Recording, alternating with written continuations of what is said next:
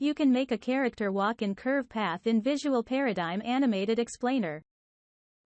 Assume we already have the walk animation defined for the character.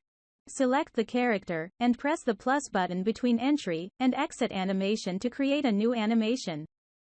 Select Motion Path, and press Add Path button. A copy of the character with a dotted arrow from the original character will be shown. Drag it to the target position. Change the motion path to curve style. Drag on the dotted arrow to adjust the curvature of the path. And press Finish Editing button to confirm the change. Now move the motion path in timeline to align with the walk animation.